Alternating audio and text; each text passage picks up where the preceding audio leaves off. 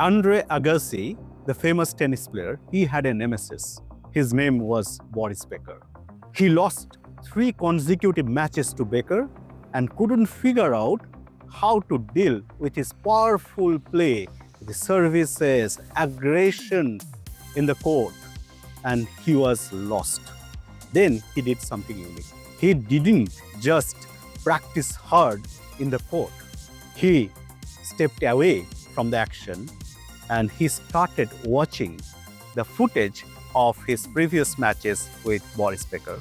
And as he watched intently, he could figure out one thing, and that became his secret weapon to beat Becker for the next 10 out of 12 matches. Want to know what is the secret? Agassi figured out that Boris Becker's tongue comes out when he is about to serve, and that gives him indication where is he going to serve. If his tongue coming out in the middle, that means he is going to serve in the body. And if the tongue is in the left side of his mouth, that means he is going to serve wide. And that insight gave him that edge. And there is one more thing. Agassi had to ensure that he is not giving an indication to Becker that he actually knew that this is what is happening. Much later, I think when they stopped playing, Becker and Agassi met in one of the Oktoberfest in Munich. While having beer, Agassi just said, this is what I figured out, and that was my secret to beat you on your own game. And Becker almost fell off the chair and said, oh my God, I was telling my wife those times that how does he know about what I am going to do? How does he read my mind? So why I am sharing this story with you? Again, it links back to critical thinking and one of the very, very important principles. Sometimes you are too engrossed in the thick of things.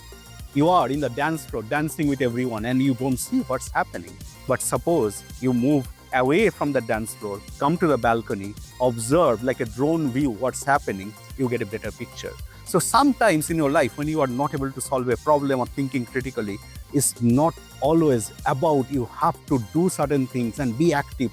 Sometimes you have to have the quiet mind, take rest, and that will give you insight how to connect the dots. And this is exactly what we covered in Critical Thinking series. First, we talked about power of observation. Remember what Sherlock Holmes said.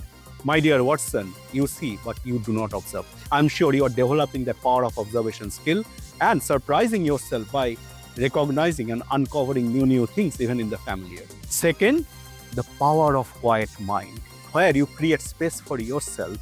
You are thinking hard and then taking rest, and then brain is automatically triggered and giving you new insights. And remember the story of Archimedes and Newton. Third, then we talked about Clayton Christensen asking powerful questions, reframing, ensuring you are solving the right problem, not the wrong problem with the right solution. And then you have connecting the dots that you have to toggle between being on the dance floor, being in the thick of things, and being on the balcony, having the drone view. To bring all this together, you become one of the top critical thinkers. So develop these habits. And if you want to know more, interested, you can always reach out to us at Leaderion. And don't forget to subscribe to the Leaderion channel and this critical thinking series. And going forward, we'll bring similar series which will help honing your leadership skills and capability. Looking forward to see you there, and let's continue the journey together.